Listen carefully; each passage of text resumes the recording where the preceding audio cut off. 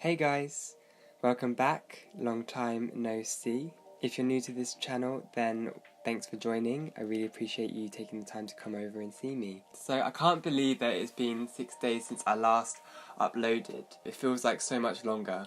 I think time has really slowed down now that Inktober is over and I've got more of my day back. I have really missed not networking with you every day as I used to. It's been very lonely here, it feels, since I last uploaded, now that I'm not getting to chat with you every day. I have been trying to upload on Instagram every day, but that's not quite the same. So yeah, whilst sort of Inktober was still fresh in our memory and still quite relevant, I thought I would do my Inktober sketchbook flip through, just so that you guys could all see the final drawings in all their glory as a one piece rather than the individual videos that they were. But rather than talk about each piece as I go through, I thought I would do a sketchbook review of the book I used. I feel that since I did a video of each individual drawing or most of the drawings, that you guys probably don't need to hear me talk about it again. If you haven't seen the other videos, then I will put a card somewhere linking it to the playlist. But what I will say was my aims for these drawings were really just to try different inking techniques and different styles and really just practice getting back into drawing. A couple of weeks before Inktober, I went out and looked for a sketchbook to use. I wanted a whole new one just so that I could sort of start from fresh and really get back into using a sketchbook. Before that, I had only really been using loose sheets for my A-level art, so sketchbook work was something I hadn't done for a long time. The sketchbook that I picked out was the Strathmore 400 series sketchbook for drawing. Strathmore was a brand that I was previously familiar with and one that I had always associated with decent paper. Even though I'd never used it before, I had seen other artists using it. It was quite pricey. For this A5 softcover sketchbook, it was about £17. So yeah, it was fairly expensive, I feel, for a sketchbook, but I decided to give it a go anyway. As you have seen from pretty much the beginnings of all of my Inktober videos, the cover is a soft leather imitation cover. It's a slightly off black, dark grey colour, and it's actually really nice. One thing that I do like about it is, even though it's quite delicate and marks easily, if you sandwich it between two flat surfaces and then put it under heavy pressure for like a while, it does buff them out again. Not like a necessity, but if you're a perfectionist like I am, it's something that's quite nice. I've never been a fan of softcover sketchbooks. I've always been a hardcover kind of guy, but I have to say, having had this one, I am definitely sort of won over by them. They're a lot easier to kind of carry around, and I think they look a bit nicer actually, a bit less sort of official and harsh. So yeah, anyway, the paper itself is an off-white colour. It's quite nice to work with. It's not that creamy, it is still fairly light, but you can definitely tell that it's not white.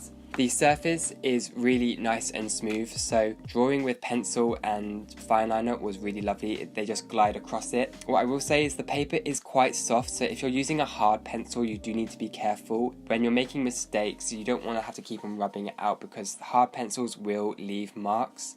I think when it came to one of the days that I was using it, I overworked the page beyond repair and I ended up actually having to remove it. Yeah, so the paper thickness is quite thin. I think it's about 90 GSM, which is fairly thin for a artist paper. So I was a bit dubious about using a wet application. I thought it would buckle too much, but as it turned out, using ink was pretty good. I think when it says it's a drawing sketchbook, they do mean it's a drawing sketchbook. When it comes to sort of pencil and fine liner and ink, it really does work. Using neat black ink did buckle it a little bit, but then once it dried, it sort of retained its flatness. But with more diluted washes, it did buckle quite severely, and in the end I actually had to sort of sandwich it again between heavy weights just to sort of flatten it before taking any photos.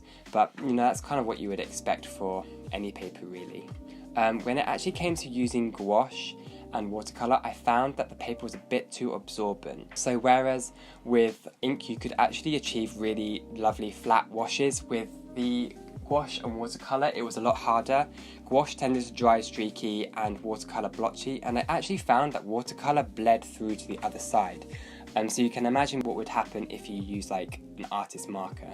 So I feel that this sort of sketchbook is quite limited to that.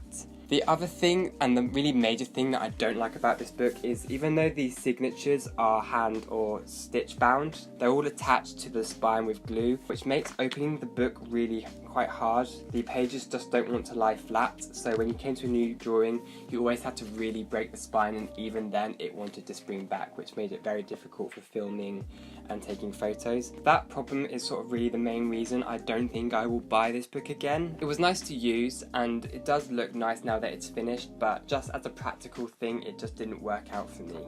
If you're someone who may want a sketchbook that isn't going to be used for filming, but rather just for personal use within drawing and line work, then I would recommend that you buy this one. But if you're wanting to do more sort of marker work and watercolour and gouache, then maybe look for an alternative.